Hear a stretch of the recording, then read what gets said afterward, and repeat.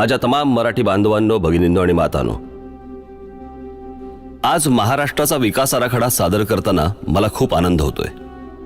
पण त्या आराखड्याबरोबरच जर आपण सौंदर्यदृष्टी संदर्भात काहीच बोललो नाही तर त्या विकासाला काहीच अर्थ नाही. आणि विकास घडवायचा असेल तर दूरदृष्टी हवी, आणि दूरदृष्टीला जर रचनेची आणि सौंदर्याची जोड असेल तरच तो विकास चिरंतन टिकेल. एक उदाहरण देतो. मुंबईतल्या छत्रपती शिवाजी टर्मिनसचं. जवळपास 125 वर्षापूर्वी ब्रिटिशांनी हे स्टेशन बांधलं. 125 वर्षापूर्वी या शहराची लोकसंख्या कितीची होती? आज या मुंबईमध्ये एवढे लोंढे आलेत, पण आजही हे स्टेशन टिकून आहे. का टिकून आहे? कारण त्याची रचना सर्वोत्कृष्ट आहे. आणि रचना कधी सर्वोत्कृष्ट होते? जेव्हा त्यात सौंदर्यदृष्टी असते. छत्रपती शिवाजी टर्मिनस नंतर आपण अनेक स्टेशन्स उभारली, पण त्यात ना दूरदृष्टी आहे ना रचना, नुसती भकास आणि उजाड. स्वातंत्र्यपूर्व काळात बांधलेले हे ब्रिज पहा.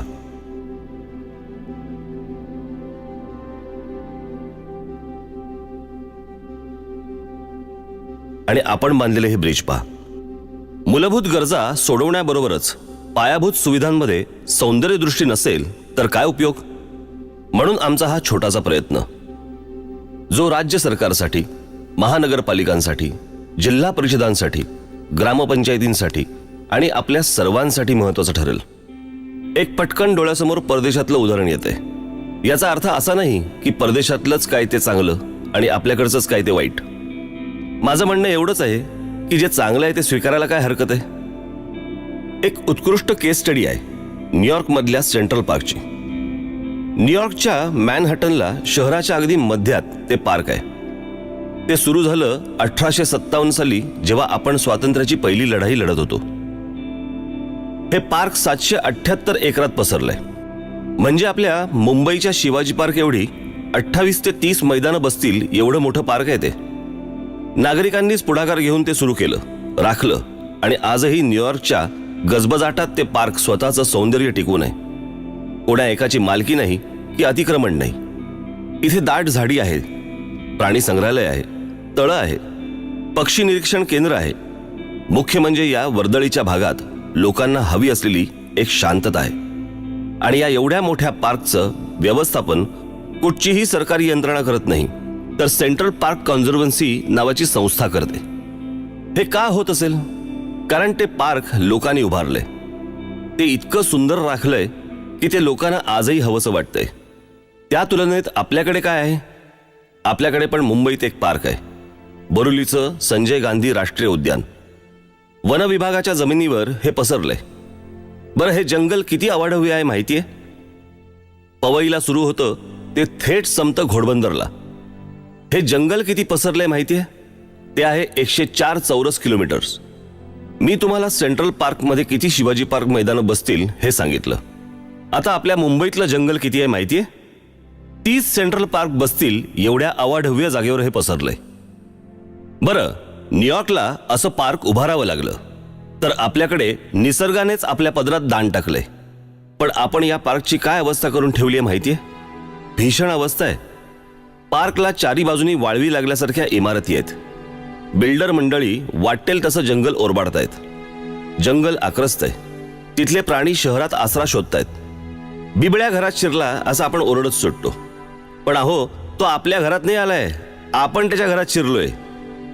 पर्यावरण रक्षणाच्या नावाखाली कुठच्याही परवानग्या अडवून ठेवणारं वन खातं इथे मात्र डोळे मिटून बसलंय. अक्षरशः या जागेवर बलात्कार होतोय. वन विभागाच्या अशा अनेक जमिनी सरकारी आशीर्वादाने कशा ओरबाडल्या जात आहेत हे मी तुम्हाला दाखवतो.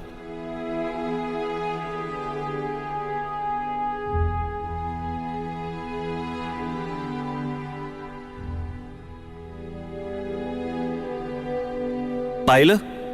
याचं कारण सेंट्रल पार्कवर जसं लोकांचं लक्ष असतं तसं आपण ठेवत नाही. इथे आपलाच रेटा कायम ठेवला पाहिजे, कारण सरकारने तर बिल्डरांना आणि खाण माफियांना ही जंगलं आंदणच देऊन टाकली आहेत. अशी जंगलं सुंदर ठेवणं शक्य नाहीये का? शक्य आहे, पण आपल्याला दृष्टिकोनात बदल आणावा लागेल. या जंगलांना, या नॅशनल पार्क्सना आपलं मानावं लागेल. एकदा हे झालं की ही जंगलं आणि ही पार्क्स जगातली सुंदर पर्यटन स्थळं होतील. हे झालं बोरिवलीच्या नॅशनल पार्कचं. मी तुम्हाला अजून काही उदाहरणं देतो. या आपल्या राज्यातल्या वनजमिनींची बिल्डरांना आणि खाण माफियांना हाताशी धरून सरकारने कशी वाताहत केली आहे ते दाखवतो. आपल्या कल्याण डोंबिवली जवळच्या शिळफाट्याजवळची जमीन दाखवतो. त्याचं काय केलंय ते पहा एकदा.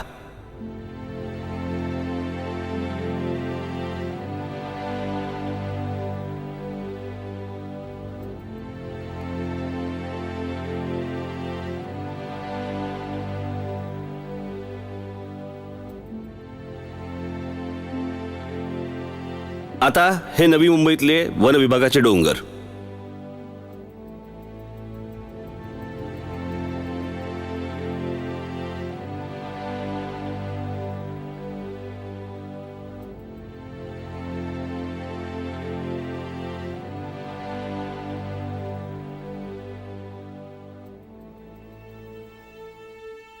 असं संपूर्ण महाराष्ट्रभर सुरू आहे. हा विध्वंस तुम्ही पाहिलात. आता हे पहा, हे कचऱ्याचे ढीग, खड्डे पडलेले रस्ते, बुजलेले नाले, अनधिकृत झोपडपट्ट्या, खोटे परवाने देऊन रिक्षा किंवा टॅक्सी शहरभर फिरतायत, अनधिकृत रेशन कार्ड दिली जात आहेत. आज महाराष्ट्रातल्या शहरांची ही परिस्थिती तर ग्रामीण भागाची काय असेल? ग्रामीण भागातील विद्यार्थ्यांचे हाल बघा काय होतात ते. एखादं अधिकृत काम करायला गेलं तर 100 अडचणी येतात, पण अनधिकृत काम करायला काहीच अडचण येत नाही. पण या सगळ्याला जबाबदार कोण? फक्त लोकप्रतिनिधी आणि प्रशासन? नाही. दुर्दैवाने आपण सगळेच जण या दशावताराचे साथीदार आहोत. आपण जर सुजाण नागरिक असल्याचं कर्तव्य पार पाडलं तर भ्रष्ट आणि कामचुकार अधिकाऱ्यांची काय बिशाद. त्यांनी आपल्याला गृहीत धरलंय. हा त्यांच्या इतकाच आपलाही दोष आहे. पण याचा विचार कोणी करणार नाही, कारण या सगळ्याकरता दूरदृष्टी असावी लागते. पण दुर्दैवाने ती दृष्टीचाच दिसत नाही. बरं, ती आपल्याकडे कधीच नव्हती असं नाही. आपल्याला आपल्या विचारात बदल आणावा लागेल. हे शहर माझं आहे, हे राज्य माझं आहे, ही भावना रुजवावी लागेल. मुळात आपण आपलं घर सोडलं तर बाकी कशाला आपलं मानतच नाही. रस्ता महानगरपालिकेचा, माझा नाही. स्टेशन रेल्वेचं, माझं नाही. शाळा जिल्हा परिषदेची, माझी नाही. एसटी सरकारची, माझी नाही. आपण आपलं घर जसं ठेवतो तसा आपला घराबाहेरचा परिसर ठेवतो का? परिसर स्वच्छ ठेवायला पैसे नाही लागत, तर इच्छाशक्ती लागते. सगळंच सरकारने करावं, सगळंच महानगरपालिकेने करावं, तर मग आपण काय करायचं? आता पहा, झोपडपट्ट्या फक्त आपल्याकडेच आहेत का? जगातल्या अनेक देशांमध्ये आहेत. आता हेच उदाहरण घ्या ना, ब्राझीलमधलं, रिओचं. तिथेही झोपडपट्ट्या आहेत, पण ते लोक त्या झोपडपट्ट्या स्वच्छ ठेवतात, परिसर स्वच्छ ठेवतात. आत्ताच तिथे फुटबॉल वर्ल्ड कप झाला. आपल्याकडे मुंबईत होईल? शक्यच नाही, कारण रचनाच नाही, स्वच्छता नाही, सौंदर्यदृष्टी नाही. आणि सौंदर्यदृष्टी, रचना, स्वच्छता याचा गरिबी आणि श्रीमंतीशी काय संबंध?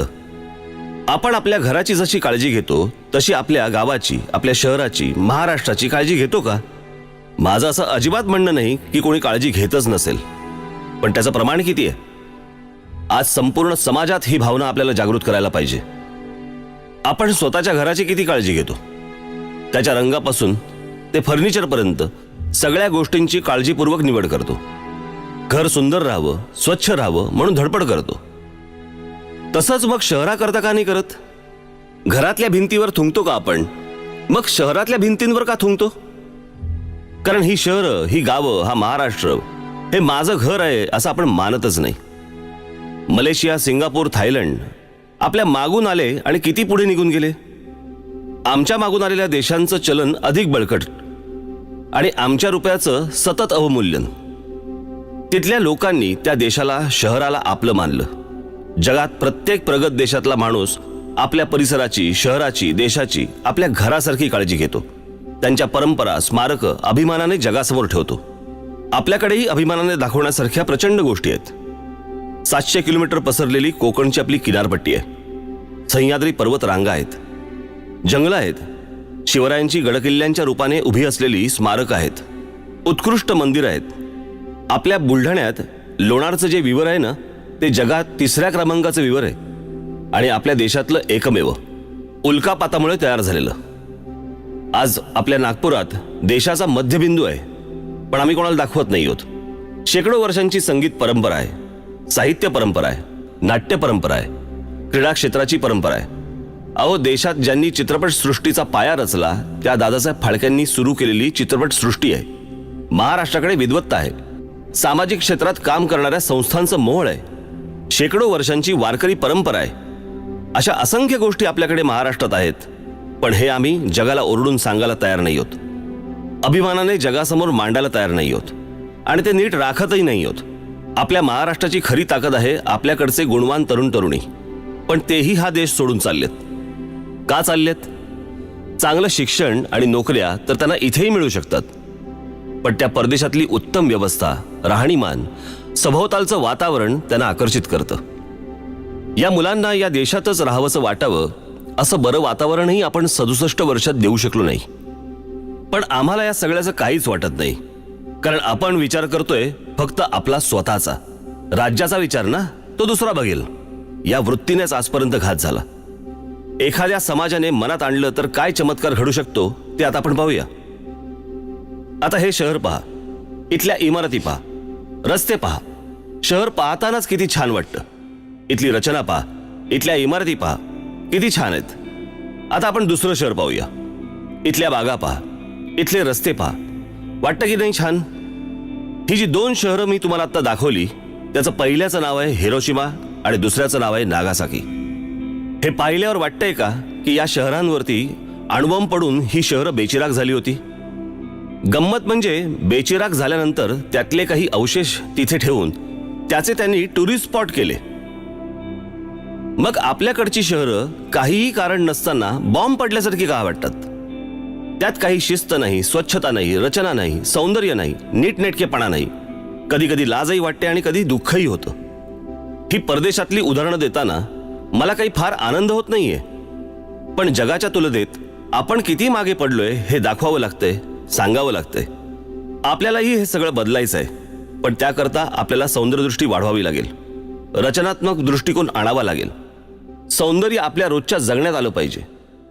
आपल्या वागण्यात, बोलण्यात, सार्वजनिक ठिकाणी काम करण्याच्या पद्धतीत, सरकारी कार्यालय, बागा, मैदानं, रस्ते, शाळा, ग्रामपंचायती, रुग्णालय, न्यायालय, सार्वजनिक स्वच्छतागृह, सार्वजनिक वाहतूक व्यवस्थेत, एसटी स्टँडवर, ट्रॅफिकमध्ये, महाविद्यालयांमध्ये, विद्यापीठांमध्ये, फुटपाथवर, सर्व ठिकाणी हे सौंदर्य आलं पाहिजे.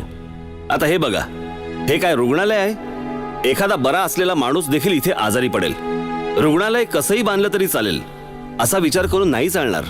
तिथे येणारा रुग्ण, त्याचे नातेवाईक यांच्या मनाला बरं वाटेल असं छान वातावरण आपल्याला तयार नाही का करता येणार? शाळेची इमारत घ्या, तिथे जाऊ नये, तिथे शिकू नये अशी का असते? छान रंगवलेली, सुरेख रचना असलेली, तिथे जावं, खेळत बागडत शिकावं असं तिथलं वातावरण का नसतं? काही खाजगी शाळा सोडल्या तर हे वातावरण कुठेच नसतं.